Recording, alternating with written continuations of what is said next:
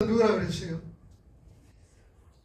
염려는 하나님을 대적하는 타락한 세계와 교회를 의미한다라고 말씀을 드렸습니다.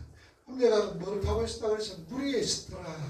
그래서 물은 성경이 대체적으로 물 의미한다. 말씀을 의미한다라고 해요.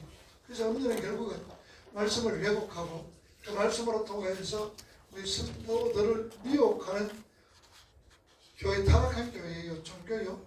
또한 세력이다라는 것을 이제 말씀을 드립니다. 자, 이제 우리 교환 봅시다. 오늘 본문 6절에 보면 시작.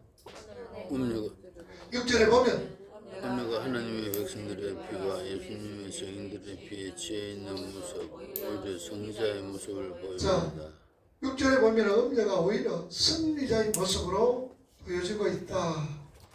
그래서 요한은 계속요. 다윗과 매가 크게 기이 여겼다.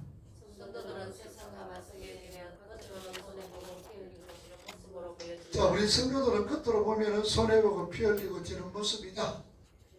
그런데 그것이 이 땅을 살아가신 예수님의 증인, 그 결론은 예수님의 증인, 히브리 말로 말투론 예수스, 예수님의 증인. 자, 사도행전 1장 8절에 보니까 성령이 너에게 임하면 너희가 뭘 받고? 권능을 받고 예루살렘과 온 유다와 사마리아와 땅끝까지 이르는데 뭐가 되라? 증인이 되어라. 이 증인 똑같아요. 증인. 말투스, 말투론, 말투스. 증인이란 이 말은 순교자다 그 말이죠. 말투론, 순교자다. 그래서 예수 그리스도로 인해 죽음을 당한 순교자라 부르는 것이다. 그래서 우리 예수 믿는 사람들은 말씀을 살아가는 성도들은 순교자다. 그렇게 하나님이 인정을 해주신다. 계속해서 계시록 17장 10절에 보면 뭐라고 그랬어? 한번 읽어봅시다. 10절 천사가 이르되 왜 놀랍게 여기느냐, 내가 여자와 그와 같은 일곱 머리와 열 뿔 가진 짐승의 비밀을 내게 이르리라. 계속 여자가 타고 있는 짐승은 일곱 머리와 열 뿔을 가졌다. 9절에 보면 일곱 산은 무엇일까? 일곱 왕이라 그런다.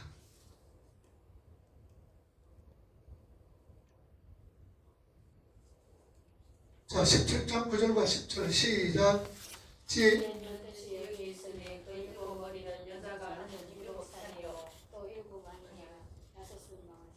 예, 다섯은 망하고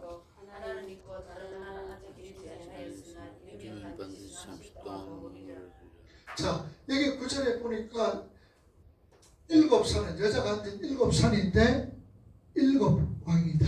그렇게 얘기하죠.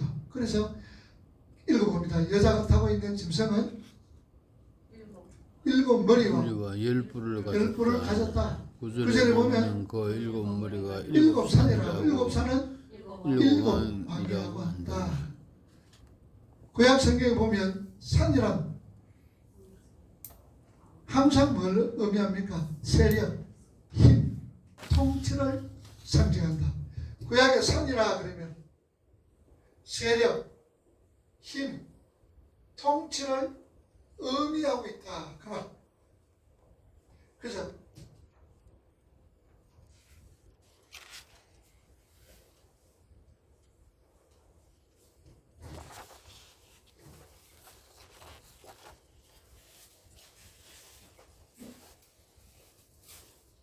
네, 앉으세요. 그 하나 용지 하나 써야 되나? 어디? 자, 여기 있어. 여기 있어.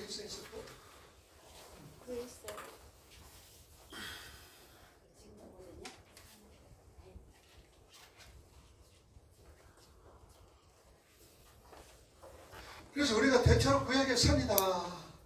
그러면은 그런 것은 아닙니다만 대체로 세력이나 힘이 통치를 상징하고 있다. 이사야 41장 보세요. 구약성경 1016쪽이죠. 구약성경 1016쪽 이사야 41장 14절과 15절.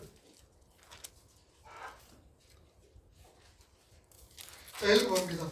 이사야 41장 14절과 15절 14절 시작. 어린이 같은 너 야곱아, 너 이스라엘 사람들아 두려워하지 말라. 나 여호와 말하노라. 내가 너를 도울 것이라. 내 구속자는 이스라엘의 거룩한 이인이라. 15절. 보라, 내가 너를 이가 살가로운 새 타작기로 삼으리니 내가 산들을 쳐서 부스러기를 만들 것이며 작은 산들을 산들은 겨같이 만들 것이라. 자 산들을 내가 부스러기로 만들고 겨같이 만들겠다. 그 산은 어떤 세력, 긴 통치를 의미한다 그랬죠. 그 다음에 에레미야 51장 25절에 1137쪽 구약성경 1137쪽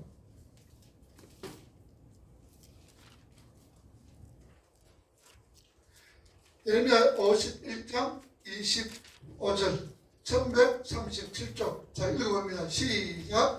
여호와의 말씀이라. 온 세계를 멸하는 멸망의 사나 보라, 나는 내 원수라. 나의 손을 내 위에 펴서 너를 바위에서 굴리고 너로 불탄 산이 되게 너를 뭐 되게 한다? 불탄 불탄 산이 되게 한다. 산을 뭘로 의미한다고?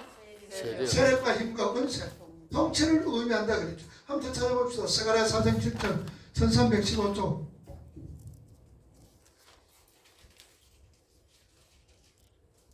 스가랴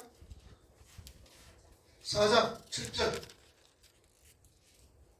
학계 스가랴 1300. 자 4장 7절 시작. 큰 사람 내가 무엇이냐? 내가 수국들 앞에서 평지가 되리라. 그가 머릿돌을 내놓을 때 무리가 외치기를 은총이 그에게 실체다 하리라 하셨고. 자 그러니까 큰 사람 네 뭐냐? 네가 뭐냐? 그래서 자 이제 교환으로 하나님께서 쳐서 자기 세력을 가리켜 산이라고 부른다. 그래서 바벨론도 큰 산 바벨론이라고 부른다.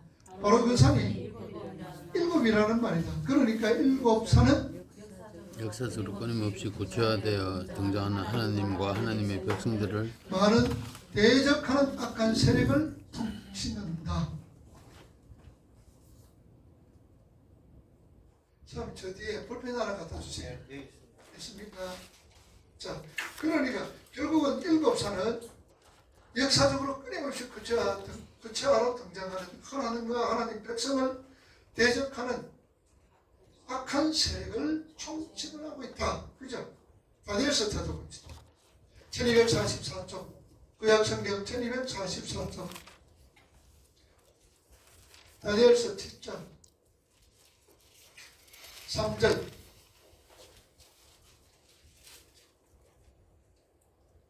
7장 3절 시작. 큰 짐승 대비 바다에서 나왔는데 나왔는데 그 모양 그 모양이 각각 다르더라. 다르더라. 그 다음에 20절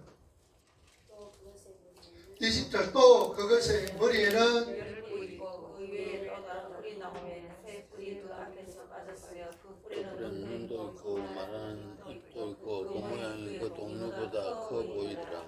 자 우리가 다니엘서 보면 7장은 역사에 대한 어떤 이야기죠. 역사에 대한 어떤 이야기인데 주로 이때는 자 역사는 아시리아, 아수르, 그 다음에 바벨론. 이 바벨론 누가 쳤어요? 메데, 파사. 이 메데 파사가 누구 쳤어요? 누구한테 명했어요? 헬라. 헬라는 누구에게 망했어요? 로마에게 망합니다. 하나, 둘, 셋, 넷, 다섯, 여섯. 그 다음에 하나가 지금까지. 자, 이 역사 다니엘서를 읽어보면은 이걸 얘기하고 있어요. 특별히 헬라에 뜨는 큰 뿔이 나와.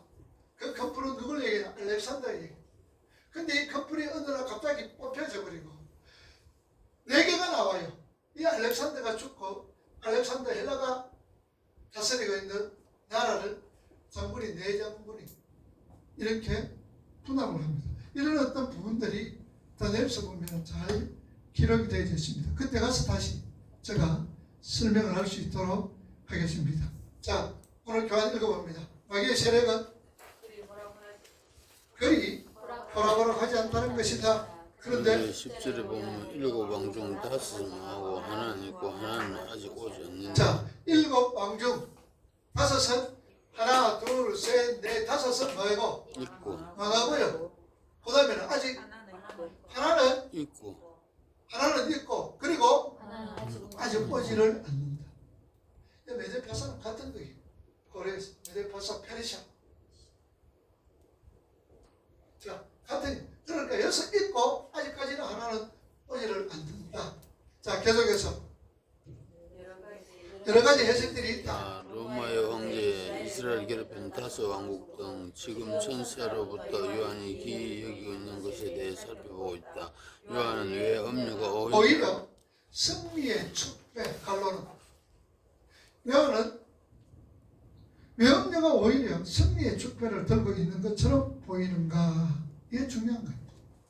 왜 그가 승리의 축배를 들고 있는 것처럼 보이는가? 계속해서 그 음료는 우스운 짐승을 타고 그 짐승을 조롱하고 있는데 그 짐승은 7머리와 10뿔을 가지고 있는 사단의 대리사로 사단으로부터 엄청난 힘을 받아 이 땅을 핍박하고 미혹하여 승승장구하는 것처럼 보이지만 이미 그 세력의 7 중에 5은 망하고 하나만 겨우 남아있는 상태고 마지막에 저 바닥을 하다 결국에는 뭐 할 것일까? 멸망할 것을 보여주는 것이다.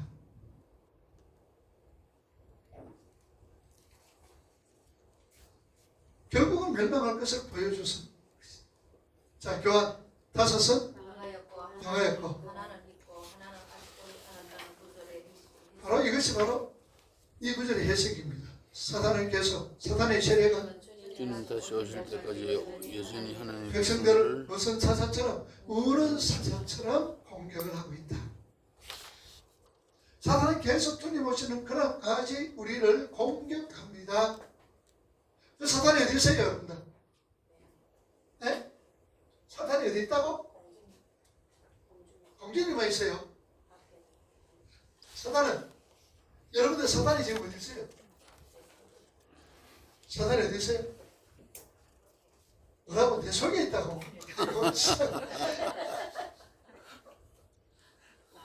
사단이 짓을 하지. 그죠? 사단이 짓을 하는 것은 우리 속에 있습니다. 우리의 뭐가? 우리의 옛사람이죠. 우리 속에는 내 마음을 누가 주관해요? 성령 하나님이 주관합니다. 성령께서 계시요.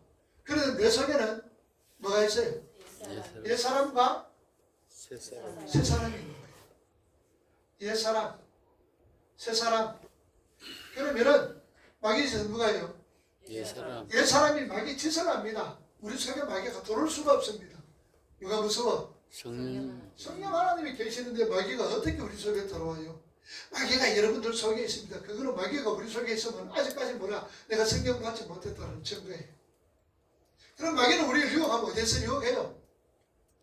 어디서? 여기서 지금 까짝까짝 유혹하는 누굴 유혹하고 있어 지금? 옛사람. 벽을 자꾸 유혹하고 있단 말이에요. 절대로 돌아오질 못해요. 이걸 유혹을 해요. 그러면 옛사람은 자꾸 요거는 옛사람은 누구 편이에요? 마귀 편이에요. 마귀 편. 옛사람은 요 말 듣기를 좋아해요. 그런데 새사람은 누구 소리를? 성령의 소리를 듣기를 좋아한다. 그러니까 우리 속에서는 항상 옛사람과 새사람이 싸우는 거예요. 새사람은 성령의 소리를 듣고 옛사람은 누구 소리? 내 옆에 있는 마귀 우리 환경에 있는 당신 소리를 듣는 거예요. 그 사도 바울은 뭐라 그랬습니까? 이걸 오라. 나는 공부한 내 죽을 지경이다. 왜냐? 원하는 선언을 새 사람은 자꾸 성령의 소리를 들어가지고 선을 행해야 되는데 선을 행치 않고 뭐가 행하는구나? 악을 행하는구나. 오라 나는 공부한 사람이로다. 누가 이 사망의 몸에서 나를 건져 주겠느냐. 그러고 나서 우리 주 예수 그리스도로 말미암아 내가 승리했다라고 고백을 하고 있는 거예요. 그래서 우리는 항상 이 세상 살아가면서 이런 어떤 갈등들은 없을 수가 없다는 거지. 내가 아무리 선한 것처럼 생겨도 아무리 선한 삶을 산다 할지라도 이런 갈등이 계속 있는 거예요. 언제까지? 우리 죽을 때까지 있어요. 죽을 때까지.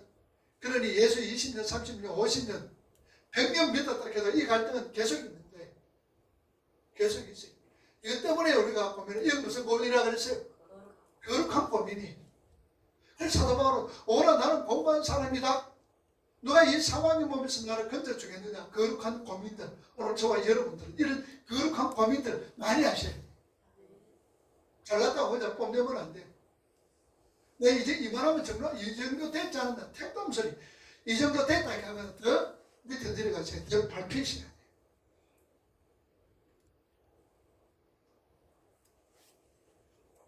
전산에 한 분이 금연을 오셨어요. 이분이 대단히 구미에 11년 동안 교회를 전도사로 있다가 그게 담임 목사님이 세상을 떠났어요. 세상을. 근데 그 교회 담임 목사님, 우리 합동적 교단입니다. 그 목사님이 세상을 떠나면서 유언으로 남긴 게요. 교회 목사님들한테나 주위 사람들에게 내 후임자는 이 전도사님의 후임자입니다. 라고 유언을 남긴 거예요. 전도사님이. 그래서 노예에서도 이 목사님의 유언을 받들어서 김성동 목사님이 그 여전도사 이름을 그러면 세워가지고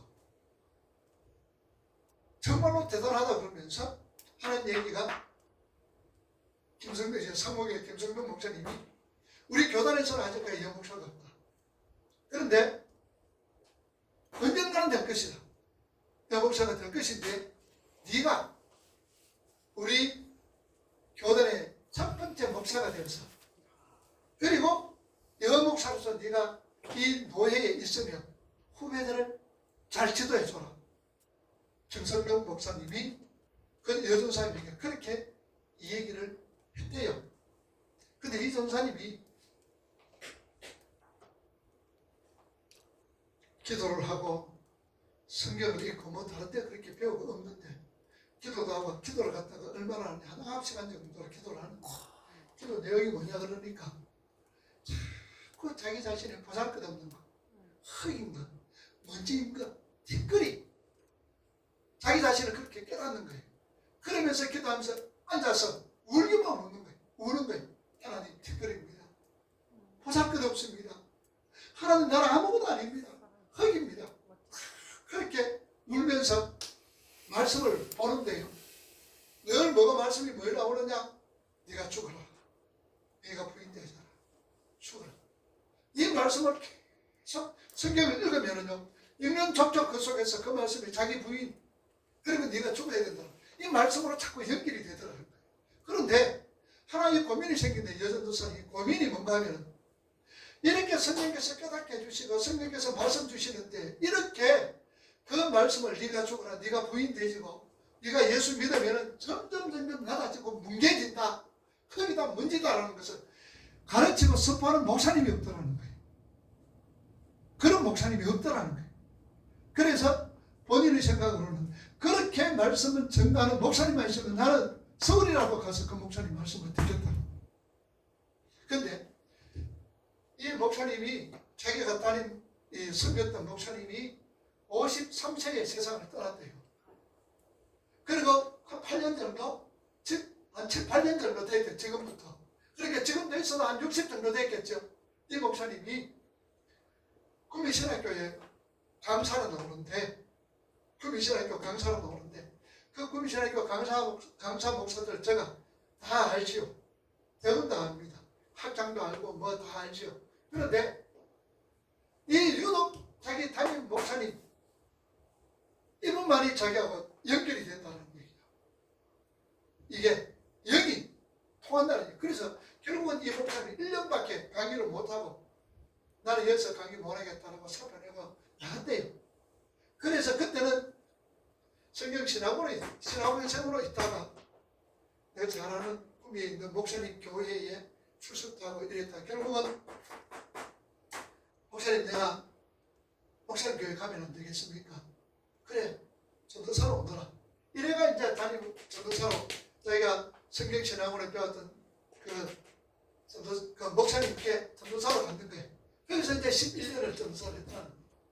그래서 목사님이 세상을 떠나 53세에 세상을 떠나면서 이 전사에게 교회를 맡긴 거예요. 그리고 사모에게도 부탁을 했어요. 사모에게 뭐라 부탁했느냐? 너는 떠나지 말고 사모님 떠나지 말고 이 교회에서 신앙생활을 하세요. 전도사님이 지도를 받고 신앙생활을 하시더라고 얘기를 한 거예요. 그래서 사모님 뭐 하냐 그랬더니 그게 집사람 봉사를 했대. 사모님이 집사람이 있대.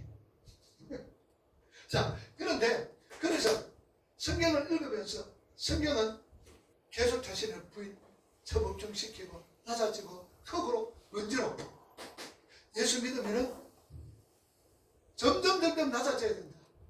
네가 예수를 알면 알수록 네 모습이 초라한 네 모습이 점점 드러날 것이다.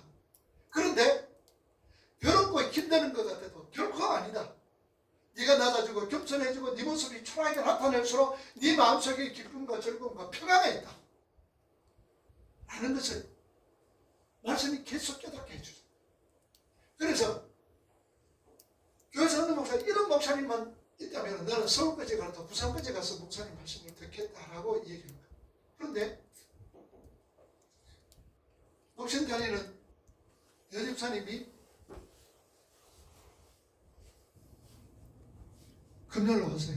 1년 동안 저한테 강의를 받고 대신에 이제 토요만 신학부로 공부를 하러 간 사람입니다.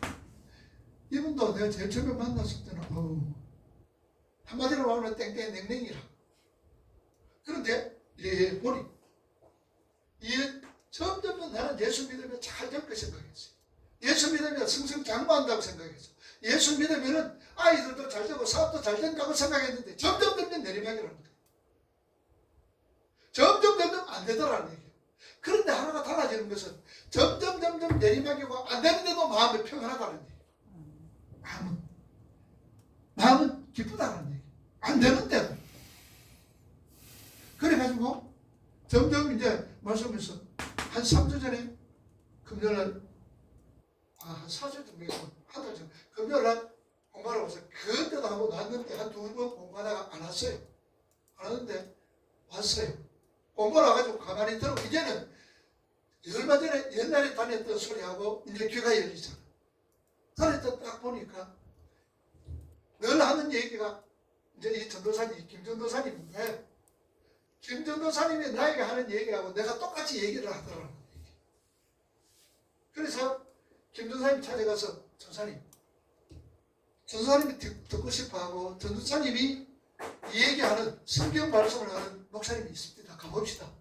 그러니까 김관민가하고 왔는 게 2주 전에 왔어요.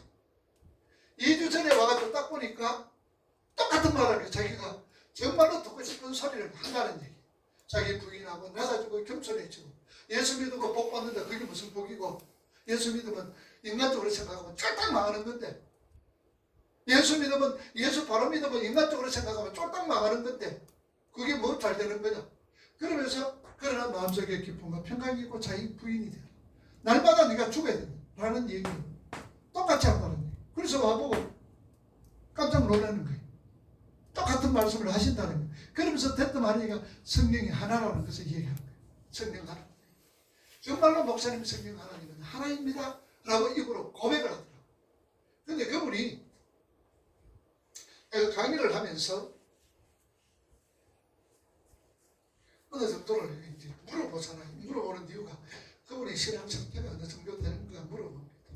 그러면은 예수님께서 마태복음 16장에 누구든지 나를 따라오려거든 뭘 부인하고 자기를 부인하고 그 다음에 자기를 부인하고 자기 그다음에 십자가를 지고 자기 십자가 지고 나를 따라와. 그래서 내가 자기 십자가가 뭐냐라고 물었죠. 뭐 우리 성령도 다 잘 알 거예요. 오늘 처음 오는 사람들은 자기 십자가가 뭐고라고 생각을 하면 우리 죽은 사람한테 물어봅시다. 자기 죽은 사람이 십자가가 뭐예요? 누구 십자가예요? 내 십자가. 네? 내 십자가. 그까지 싶은 사람.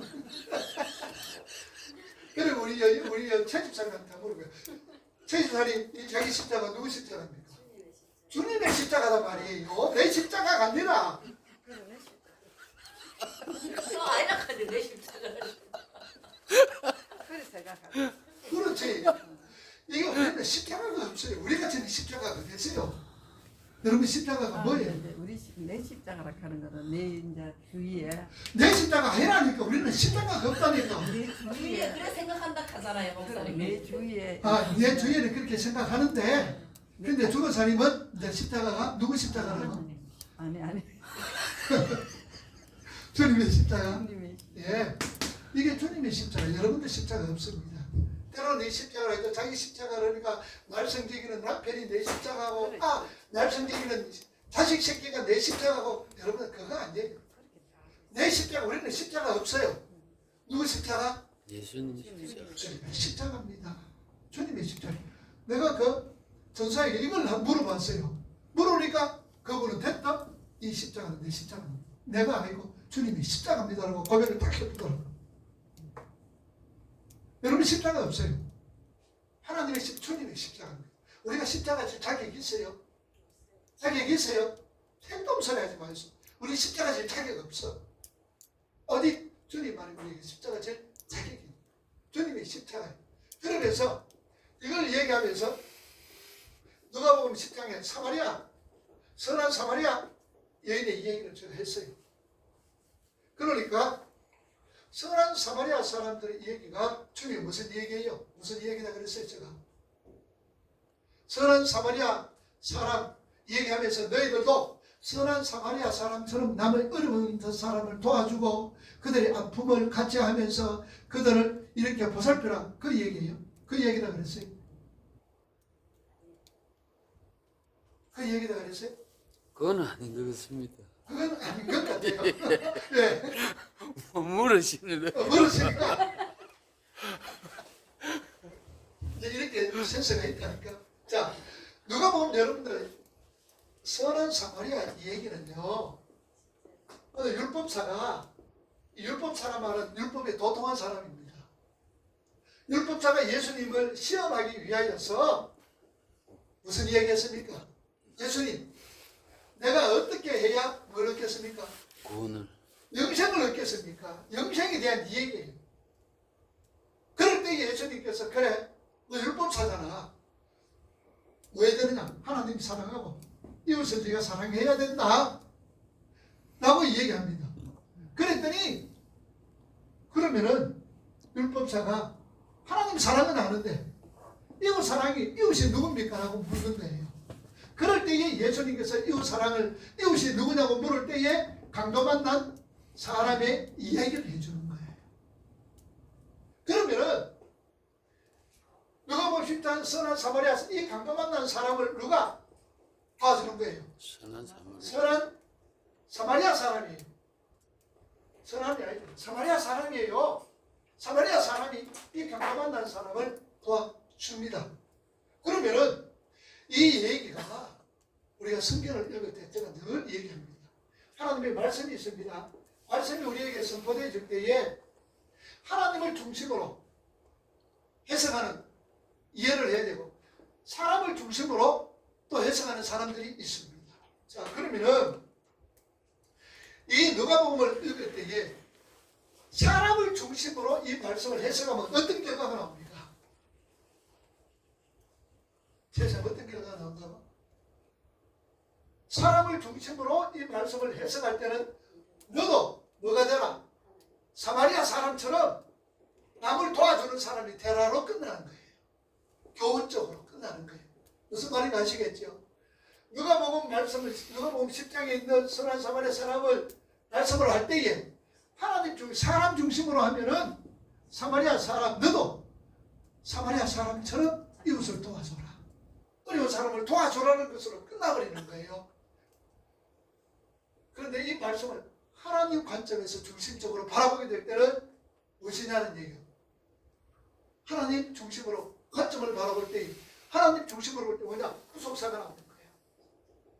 구속사. 그러면은 선한 사마리아 사람을 얘기할 때에 강도 만난 사람은 누구예요? 영적으로 볼 때 누구예요? 우리 자신. 우리 자신들이란 거예요.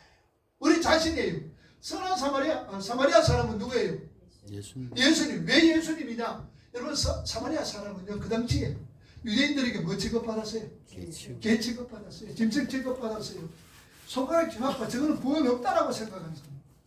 그게 누구의 모습이에요? 예수님의 모습이잖아. 사마리아 유대인들에게 지금 손가락질 받고 있는 거예요. 그래서 이 사마리아 사람이 누구를 상징한다고? 예수님을 상징하는 거예요. 멸시 천시 받는. 그게 어디 있어요? 이사야 몇 장에 있어요? 53장에 있잖아요.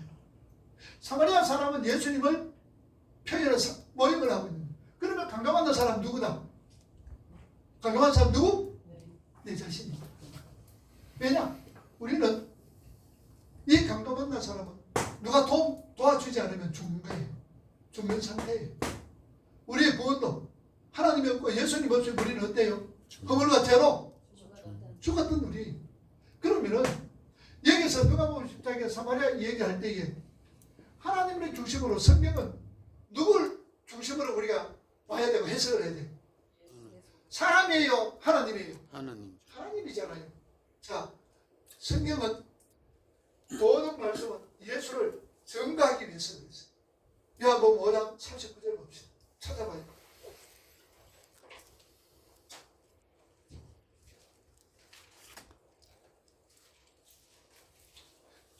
요한복음 5장 39절.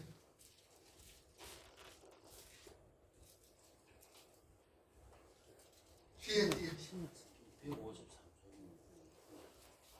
자, 요한복음 5장 39절. 찾았습니까? 뒤로 성경책 뒤로. 마태, 마가, 누가, 요한, 신약.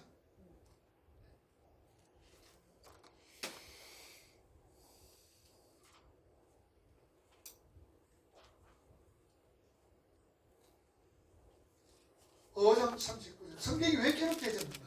5장 39절. 찾았습니다. 시작. 너희가 성경에서 영생을 얻는 줄 생각하고 이 성경을 연구하거니와 이 성경이 곧 내게 대하여 증언하는 것이니. 자, 이 성경은 누구에 대하여서? 예수님에 대해서. 예수에 대하여서 증언한다. 늘 말씀드리죠. 요 창세기부터 시작해서 요한계시록까지 누구의 얘기다? 예수님. 예수 얘기입니다. 그 성경은 몇 번이다? 한 권. 한 권이다. 성경은 한 권이에요. 66권 아닙니다. 성경은 한 권이에요. 예수에 대한 얘기. 자, 그러니 우리가 이 성경 말씀을 볼 때에 항상 누구의 눈으로, 누구의 심정으로 봐야 돼요? 하나님의 심정으로 봐야 되는 거예요. 그래서 이 이야기 제가 강의를 했어요. 강의를 하면서 물었어요. 강도 만난 자가 누구고 그랬더니 누가 그러셨어요? 내 자신입니다. 딱 고백을 하더라. 이 고백하기가 안 쉬워요. 그래서 자기가 느끼기로 성경 하나님 정말로 한 분이시고 그래서 자기가 고백을 하더라. 물론 미안하냐? 이분은 성경을 딱 자기가 전번에 교회에 출석했던 목사님은 목사를 가장 예미 있는 사람은 두 종류 사람. 첫째로는 목사보다 기도 더 많이 하는 사람. 그리고 둘째로는 목사보다 성경 더 많이 아는 사람. 오는 사람은 목사를 힘들게 하는 사람이다. 전부 교회는 그랬는데 이번에는 이 목사님은 목사를 가장 힘있게 하는 사람이 누구냐? 목사보다 기도 많이 하는 사람. 목사보다 성경을 더 많이 아는 사람은 목사가 힘이 난다. 힘을 주는 사람이다. 라고 이 얘기하는 거예요. 실제적으로 물어봅시다. 목사가 힘이 되는 사람 누구예요? 목사에게 힘이 되는 사람 누굴까요? 뺀질뺀질하게 기도 안 하는 사람? 기도 많이 하는 사람. 목사에게 힘이 됩니다. 목사에게 힘이 되는 사람, 말씀을 모르는 사람일까요? 잘 아는, 말씀을 많이 읽는 사람이지. 그 사람이 목사 힘이 되는 사람. 여러분들 성경 많이 읽으면 읽을수록 좋습니다. 그리고 여러분들 읽다가 어긋나는 적, 목사님 이런 거 어긋납니다. 많이 얘기하는 사람이 목사가 힘이 나요. 왜냐? 목사도 모를 때가 있잖아. 목사도 뭐 다 압니까? 그러면 뭐 하는 거예요? 모르면 뭐 하는 거예요? 가가지고 기도하면서 공부해야 되잖아요. 오히려 목사를 더 힘이 있게 하고 더 엎드리게 하고 공부하게 한다. 그 말. 얼마나 저를 위해서 기도합니까? 기도 많이 해주세요. 기도 많이 해주세요. 아, 대답이 없어. 하고 있는데요. 예, 알겠습니다. 이거지. 그래서 부탁했어요. 그러니 성령 하나님이 한 하나님이에요. 다 깨닫게 해주시고. 그래서 여러분 성경 읽기에 살아라. 여러분들 세상에서 살아야 된다는 소리 듣거든요. 기망하세요. 그래서 사탄이 우리가 세상에서 죽어야 돼. 없는 것처럼 살아야 돼요. 짓밟히며 살아야 돼요. 아이고 왜 그래 뭐 예수 믿어. 우리가 왕노릇 하면 어디서 왕노릇 하는 겁니까? 하나님 나라에 가서 주님과 더불어 하는 거예요. 이 세상에서는요 우리 그래 안 삽니다. 예수 잘 믿는 사람 누구 닮아야 돼요? 예수님 요하가 떵떵거리면서 살았어요. 그 집사님 짓밟히면서 살았죠. 십자가에 못 박혀 형편없이 죽었죠. 여러분 예수님 십자가 못 박혀서 벌거벗겨가 죽었습니다. 실온에 하나 안 갇혔습니다. 벌거벗겨가지고 그냥 그대로 세상을 떠났습니다. 우리 예수 잘 믿으려면 그래 살아야 돼요. 없다고 판단하지 말고 없다고 기죽지 말고 이렇게 산다고 아파트 예를 보면 아파트 보면 큰 평수 따라서 아들이 기가 산다 그래도 기죽을 거 하나도 없어. 못 배웠다고 기죽을 이유 하나도 없어. 우리는 뭐예요? 하나님 앞에서 나는 뭐예요? 하나님 앞에 뭐지? 자녀. 하나님의 자녀면서도 하나님 우리를 어떻게 인정해 주는가 그랬어요? 아멘. 보석으로 인정해 줘요. 보석으로. 아멘이다 말입니다. 아멘. 보석이라는 말이 히브리 말로 아멘이라고 그랬잖아요. 아멘. 보석이에요. 보석. 누구가? 그래서 우리는 길거리 속에 담기는 보석이라고 그랬어요. 우리 육체는 보석, 육체는 질그릇이에요. 깨져야 보석이 나와요. 우리는 보석이라고. 그래 기죽지 마라 그 말. 없어도 기죽지 말고 내 상황이 어렵고 힘들더라도 기죽을 이유가 하나도 있다 없다? 없다. 기죽으면 그거 불신앙이야. 기죽지 말고 이렇게 펴. 그래서 성경에 네 보물을 어디에 사두라? 하늘에 사두라. 무엇을 사? 내 보물을 어디에? 하늘에 사라. 이게 무슨 말이라 그랬어요? 오늘 왜 이 강의가 이렇게 되어진 줄 모르겠다. 들어야 될 사람이 있는 모양이다. 네 보물을 하늘에 사두라. 뭐 하는 말입니까? 헌금하라는 말이죠. 아닙니까? 헌금하라는 말이 아니죠. 보물이 누구라 그랬어요? 내라. 나라가 어디에 사두라? 하늘에 사란 말입니다. 이 말이 무슨 말입니까? 내가 하늘에 사는 게 무슨 말이에요? 그게 무슨 말입니까? 내가 하늘에 사둬야 돼. 보물을 하늘에 사둬야 돼. 내가 누구지? 나는 누구의 신부? 예수의 신부잖아. 예수님의 신부잖아요. 그러면 보물을 하늘에 사둬라. 뭡니까? 내가 보물인데 하늘에 사는 것은 나는 예수의 신부로서 어떻게 살아라? 누구만 기다리고? 누구만 소망하며? 신랑만 소망하면서 신랑만 기다리면서 신랑 바라보면서 살아라 그 말입니다. 그게 보물을 하늘에 사두는 거예요. 엉뚱한 소리 해서지 말고 헌금 많이 하라고 하지 말고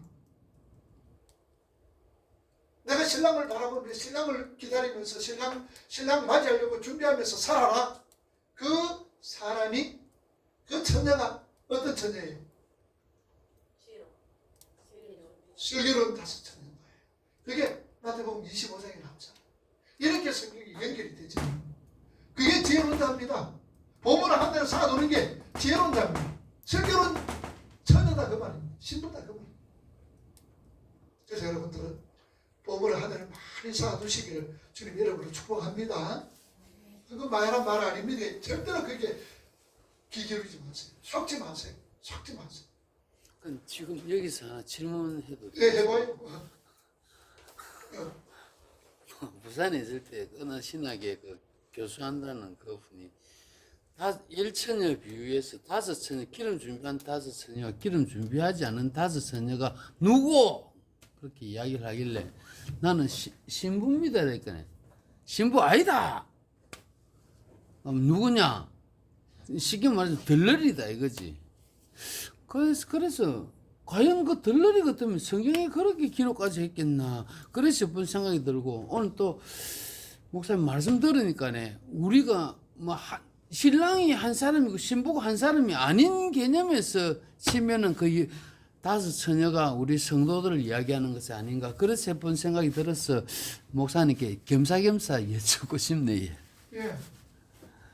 여기서 10처녀 비유 속에서 포커스가 뭐라 그랬어요? 신랑이 드디어 온다는 거예요. 신랑이 드디어 온다는 얘기예요. 그러니까 이것은 기름을 준비하라, 기름을 준비하지 마라 이런 차원이 아니라는 얘기예요. 여러분 5처녀, 니네나 처녀, 슬기로운 처녀도 기름 다 준비했어요. 기름 다 준비해서 등불이 있어서 불이 왔어요. 그런데 기름을 다 준비했는데도 5선 못 들어가고 5선 들어갔어요. 이것은 너희들이 준비해라 가는 건 아니에요. 말처럼 살아가는 성도들은 어떤 모습으로 살아가라는 걸 우리에게 말씀드립니다. 말처럼 살아가는 성도들, 종말을 살아가는 성도들, 우리 성도들이 지금 이 세상에 있으면 지금 어떤 마음으로 어떤 자세로 살아가야 되는가, 그걸 우리에게 말씀해 주시는 거예요. 그러면 다섯 처녀는, 설교는 다섯 처녀는 신랑을 맞이했어요. 그 설교는 다섯 처녀가 누구예요? 누구? 설교는 다섯 처녀는 누구? 선택받은 하나님의 백성. 설교는 다섯 처녀는 선택받은 하나님의 백성. 언제 선택받았어? 창세전에. 창세전에 선택받았어요. 그럼 잘 몰랐잖아요. 이제 알았다, 그지? 감사하죠. 아멘. 선택받은 다섯. 그러면 미련한 처녀는 누구? 불택한 거예요. 여기서 끝나는 거예요. 야들이 뭐 기름 준비하고 왜 그러느냐? 그러니까 선택받은 너그 다섯 처녀는 누구만 생각하면서 살아라? 신랑만 생각하면서 살아가는 자단 말이에요. 그렇게 신랑을 기다리는 사람들은 신랑만 생각, 앉아나서나 누구 생각? 신랑 생각하면서 살아라. 택한 자들은 그렇게 살아라. 그걸 우리에게 말씀하시는 거예요. 그런데 기름 준비하라 하지 마라, 이런 엉뚱한 소리 들을 이유가 하나도 없어요. 그러니까 기름이 뭐냐? 믿음이다. 택도 소리. 여러분 믿음 누구예요? 우리 있어요 없어요? 우리 믿음 있어요 없어요? 없어. 믿음의 주요 온전케 하신 예수님 바라보다 믿음의 주인이시오. 그 믿음을 온전하게 하신 예수님이다. 그 말. 우리 믿음 없습니다. 그래서 또 보면 너도 겨자씨 많은 믿음, 겨자씨 자꾸 비워내래요. 너희들 속에서 겨자씨 많은 믿음이 있으면 여기를 이게 들어서 저쪽으로 옮겨질 것이다. 주님이 자꾸 겨자씨 많은 믿음 그러니까 겨자씨 많은 믿음. 그런 믿음이 조금 있지 않느냐? 택dom선. 주님이 예화가 되는 겨자씨는 전혀 믿음이 없다는 것을 전제를 해서 얘기합니다. 겨자씨 많은 믿음이 있으면은 요 손을 들어서 바다에 던져온다 해도 던져진다 그랬어요.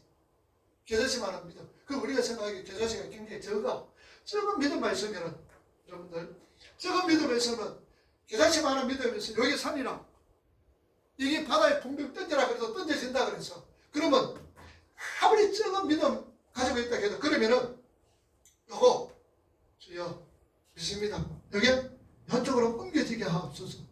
믿음이 있으면 여기 옮겨지냐, 안 옮겨질까요? 주님이 말씀하시는 산을 들어서 바다에 빠뜨리라 그래도 빠뜨려진다. 그래서 여러분들 믿음이 있으시기를 바랍니다. 겨자씨 많은 믿음만 있어도 옮겨지는데, 이렇게 얘기합니다. 믿음이 여러분들 태산 같더라도 그 여러분들 믿음 아닙니다. 믿음이 태산 같더라도 못 옮깁니다. 우리는 산을 옮겨가지고 바다에 빠뜨릴 수가 있습니까? 되게 큰 소리지. 못 옮겨. 그러니까 주님이 겨자씨 많은 믿음이라면서 너희는 믿음이 없다는 것을 전제를 합니다. 전제. 내 믿음이 없어. 너희들 가지고 있는 믿음은 참된 믿음. 이게 믿음이 없어요. 그럼 우리가 믿음이 없습니까? 그럼 우리가 가져야 될 믿음이 없어요? 가져야 될 믿음은 있어야 됩니다. 어떤 믿음? 그렇지요. 예수에 대한 믿음. 이 믿음이 있어야 됩니다. 그럼 예수에 대한 믿음이 뭐고? 하여튼 우리 죽은 사람 같아요. 네? 하나님의 백성으로 사는 거. 두 가지 있어요. 잘하셨습니다. 네. 여러분, 그래 우리 죽은 사람 말하겠다. 야야 모르면 너희들도 내 나이 한테 말하라. 여러분 예수에 대한 믿음은 참 잊어버려도 괜찮습니다. 예수님이 다 해놔놓고 그리고 그건 누가 했다? 네가 했다. 이게 예수에 대한 믿음이잖아요. 예수님이 십자가에 지시고 그 누가 졌단 말이고? 네가 졌대. 네가 십자가에 죽었대. 그리고 예수님이 부활하셔서 누가 부활했다? 네가 부활했다. 그게 예수에 대한 믿음입니다. 아시겠어요? 또 있어도 괜찮습니다. 우리가 가질 수 있는 믿음은 바로 이런 믿음입니다. 예수에 대한 믿음. 자, 그래서 이런 어떤 부분이 성경을 바로 알고 바로 깨닫는. 자, 계속해서. 그래서 하나님의 백성들 사탄이 어떻더라? 우는 사자처럼 지금 누굴 공격하고 있어요? 우리의 하나님의 택한 백성들을 공격을 하는데 우리의 뭘 자꾸 찌르는 거예요? 옛사람하고 속닥속닥 하는 거예요. 자, 계속해서 읽어보죠. 이번에서 2장 14절에 자, 마귀를 멸하시며 헬라말로 카탈게오 완전히 성공하게 하다 무장을 해제시키다라는 뜻이에요. 마귀를 멸한다는 거 무장해제시키다. 계속해서 마귀가 가지고 있는 유일한 무기는 사망이다. 그런데 사망은 제 아래서만 효력을 발휘한다. 사망은 무죄한 예수 그리스도를 가두어둘 수 없다. 그래서 주님은 사망을 이기시고 부활하신 것이다. 그 부활은 혼자가 아니라 택한 자들을 꿈꿔 부활을 하신 것이다. 그래서 성도들은 모두 사망을 만자가 이긴 자가 되었다. 갈로 사망을 이긴 자가 되었다. 우리 성도들은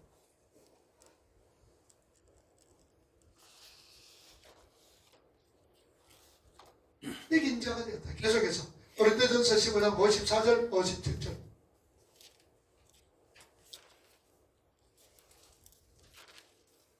고린도전서 15장 54절 57절 283쪽이죠. 자, 읽어봅니다. 시작. 이 있을 것이 썩지 아니함을 입고 이 죽을 것이 죽지 아니함을 입을 때에는 사망을 섬기고 이기려고 그때 말씀이 이루어지리라. 사망아 너희 승리가 어디 있느냐? 사망아 내가 쏘는 것이 어디 있느냐?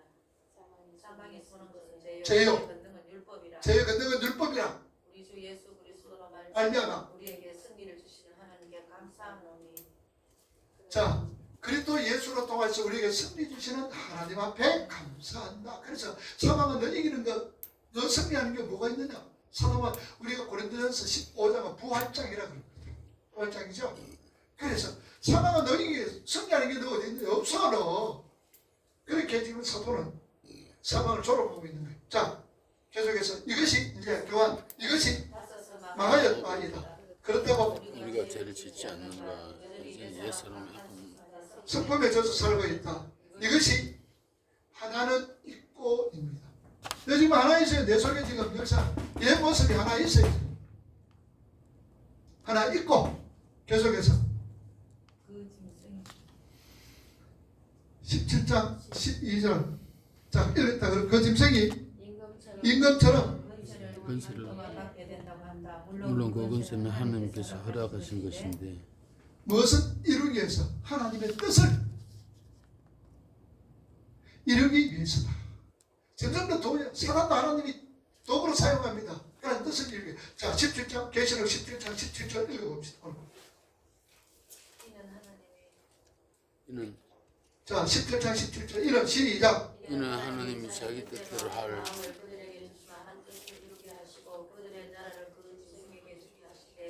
하나님의 말씀을 영원히까지 하십니다.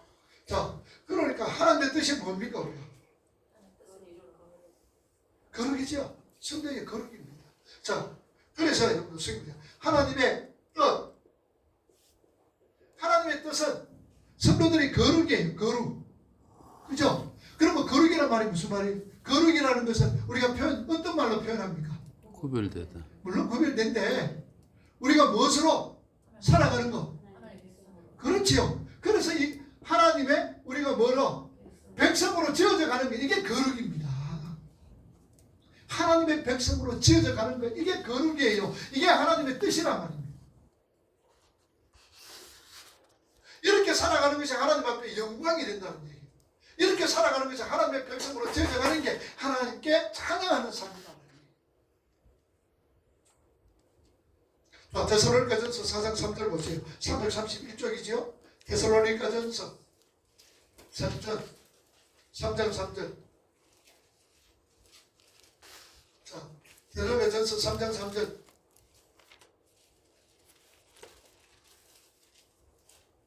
시작. 아무도 이 여러 환난 중에 늦게 하려 함이라 우리가 이것을 위하여 시험 받은 줄을 너희가 친히 아무리 뭐라 그래도 환난 중에 흔들리지 않는다. 하나님의 백성으로 지어져가는 그 하나님의 뜻인데. 자, 계속해서 오늘 교환 성도들의 거룩과 양육을 위해 사단의 세력이 성도를 미혹하도록 허락하셨다. 그러나 미혹은 절대 절대 사망으로 사망으로 우리를 이끌고 갈 끌어갈 수가 수가 없다. 없다. 그것이 다섯은 망하고 하나는 있고 있다. 그 갈로는 다섯은 망하고.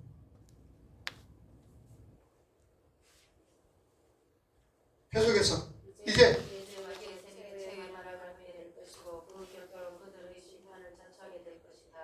그게 하나는 아직 오지 않았다. 사단의 세력은 지금도 우리를 미혹하고 공격하고 있다.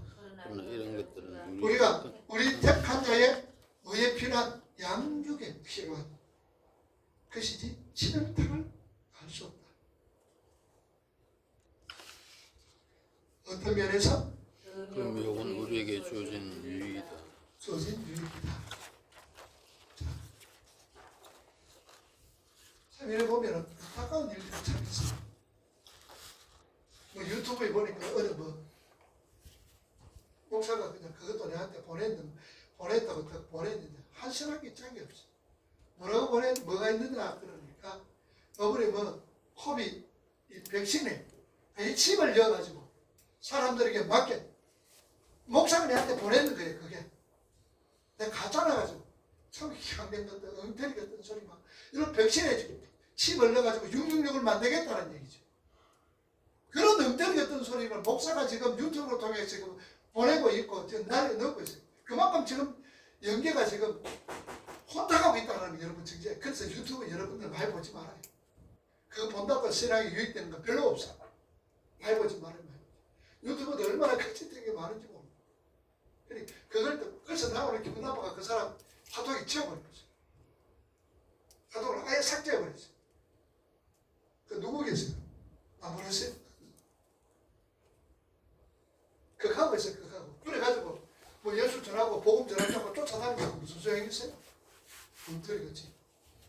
그건 아니다. 자, 계속해서 10절에는 뒷면에 하나는 있고 하면서 8절에는 지금은 없으나라고 기록하고 있다. 사단은 우리의 신분과 운명을 뒤집을 수 없다는 의미에서 지금은 없는 것이고 지금은 없는 것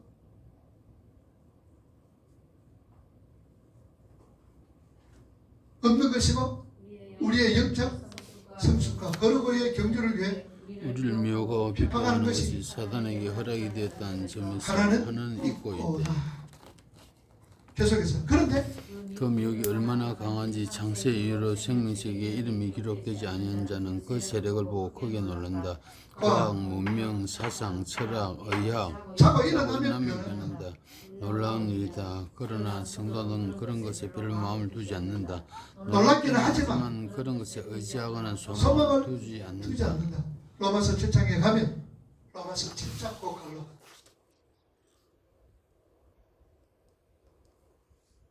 우리 인생 가운데 하나를 남겨놨는지 그 이유를 정확하게 이야기합니다. 자, 로마서 7장 18절에서 25절 보세요. 하나 남겨놓은 이유를 이야기하는 거예요. 하나님이 로마서 7장 18절 시작. 내 속 곧 내 육신에 선한 것이 거하지 아니하는 줄 아노니 아노니 원하는 내게 있으나 선을 행하는 것은 없노라. 내가 원하는 바는 선을 행하지 아니하고 도리어 원하지 아니하는 바 악을 행하는도다. 뒤쪽에 성경책 만일 내가 원하지 아니하는 것을 하면 이를 행하는 자는 내가 아니요 내 속에 거하는 죄니라. 내 속에 가는 뭐라 죄. 죄다. 21절 그러므로 내가 내가 한 벌을 깨달으고 선을 행하기 원하는 나에게 악이 있는 것이로다. 내 속에서는 하나님의 즐거워하되 내 지체 속에 한 다른 법이 내 마음의 법과 싸워 내 지체 속에 있는 죄의 법으로 나를 사르라. 24절 오라 나는 공고한 사람이로다. 이 사망의 몸에서 누가 나를 건져내랴. 25절 우리 주 예수 그리스도로 말미암아 하나님께 감사리로다. 그런즉 내 마음으로는 하나님의 법을 육신으로는 죄의 법을 섬기노라. 그러니까 마음으로 하나님의 법은 내 새 사람은 자꾸 하나님의 법을 육신으로는 내 옛 사람은 죄의 법을 섬기고 있다. 그 말. 그러니까 하나님께서 남겨두신 이유는 자 이제 교환 봅시다. 사도 바울은 지금 죄라는 것이 자기 안에 내장처럼 붙어있는 것에 대해 절망하고 있다고 25절에 해결을 받았다. 그런데 이렇게 3일 변한 게 없다. 오라. 사람의 몸에서 건지랴. 절망은 그때 거기서 구원해 주신 하나님께 감사한다. 고백도 전혀 다르지 않다. 하나님께 감사한다. 그래놓고 여전히 나는 육신으로 죄의 법을 갈로 죄의 법을 섬긴다고 한다.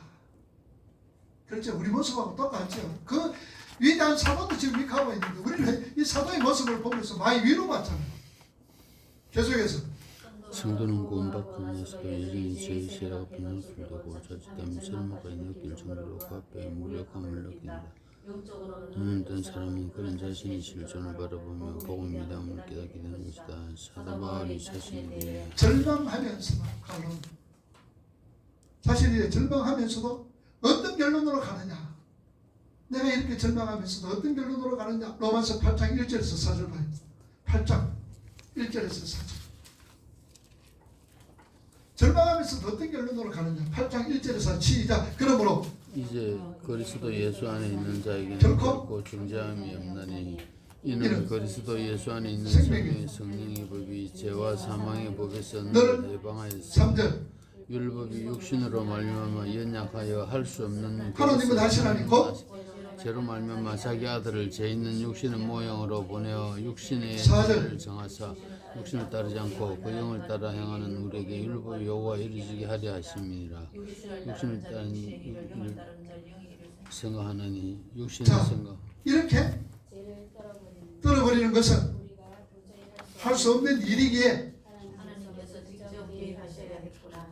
그래서 우리를 위해 죽으실 수밖에 없구나 하고 하나님을 알게 되기 나는 나를 알게 됐다. 이렇게 우리 성도에게는 죄조차도 유익이 되는 것이다. 그 은혜의 복음은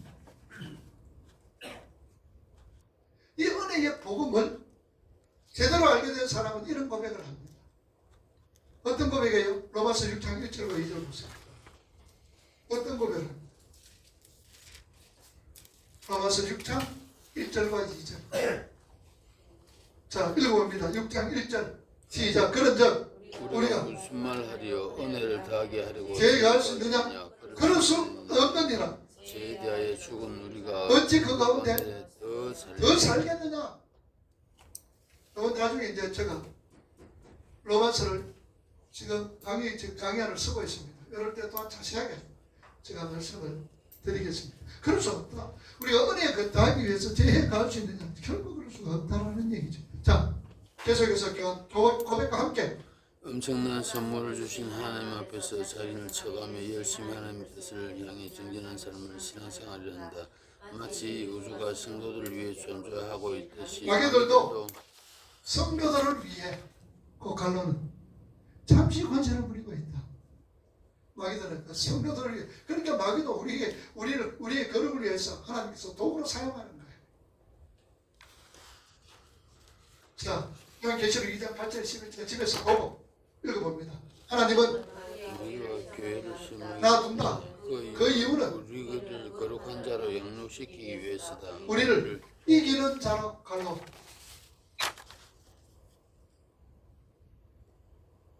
이기는 자로 만들어 내시기 위해서 자기의 세례를 사셔서 나가게 하셨지만 하나는 있게 만드신 것이다. 그래서 예수님은 제자들에게 환난과 평안을 동시에 말씀하셨다. 요한복음 6장 33절 신약성경 153장 읽어보죠. 요한복음 6장 33절 찾아서 읽어봅니다. 시작. 하나님의 뜻은 하늘에서 내려 세상에 생명을 주는 것이니라. 자, 하나님의 뜻은 하늘에서 내려 세상에 생명을 주는 것이다. 자, 그러면서 교환 읽어봅니다. 평안을 약속하면서 환난의 비전을 말씀하신다. 하나님께서 말씀하시는 평안은 외부의 상황, 조건, 나의 감정에 전혀 구애받지 않는 평안이다.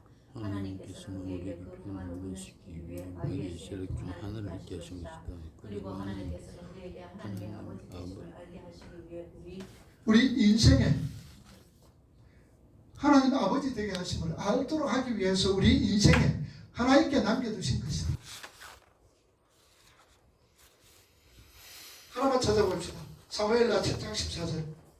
구약성경 473쪽. 성경 앞에 473쪽. 구약성경 사무엘하 7장 14절.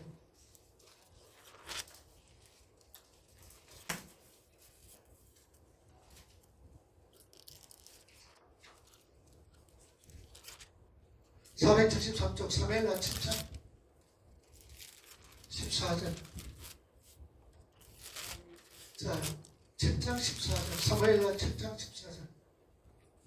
시작. 나는 그의 아버지가 되고 그는 내게 아들이 되리니 그가 만일 죄를 범하면 내가 사람의 뇌와 인생의 채찍으로 정죄하리로라.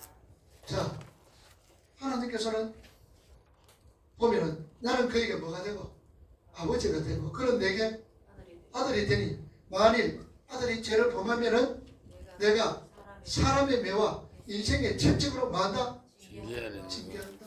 그래서 징계가 뭐라 그랬어요? 화이데이아라 그랬죠. 히브리서 12장 7절에 화이데이아. 화이데이아는 뭐랍니까? 하나님이 자녀 만드는 프로젝트다. 그 얘기를 그랬잖아요. 징계가 없으면 뭐다? 사생활이 고하다라고 얘기하는 거예요. 그래서 우리 성도들에게 반드시 뭐가 있다? 징계가 있는 거예요. 없으면 사생활이 고합니다. 그래서 여러분들 예수 믿으면 너무 편안하게 랄랄루루라고 생각하지 마세요. 이 땅에서 살아가는 예수 믿는 것은요, 힘듭니다. 고단한 삶입니다. 그런데 육체는 고단하고 힘이 들지만 마음속에는 뭐가 있어요? 평안함이 있는 거예요. 마음속에는 감사가 나오고 마음속에는 기쁨이 있는 거예요. 여러분 예수 믿으면서 기쁨이 없고 평안함 없으면 지금 잘못된 거거든요. 그 도로는 힘들고 어려워요. 그러나 내 속에는 마음에 평안함이 있어요. 기쁨이 있어요. 즐거움이 있어요. 세상 것 때문에 울고 웃지는 않아요. 그 속에서 우리가 하나님의 존재가 맞다면은 할 때에 사랑과 깨닫게 해주신다. 하나님께서는 마귀의 세력이 있고 갈로는 우리를 미혹하게 놔두는 거예요.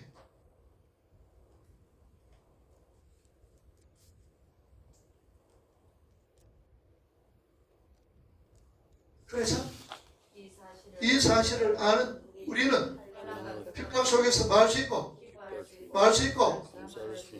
감사할 수 있다.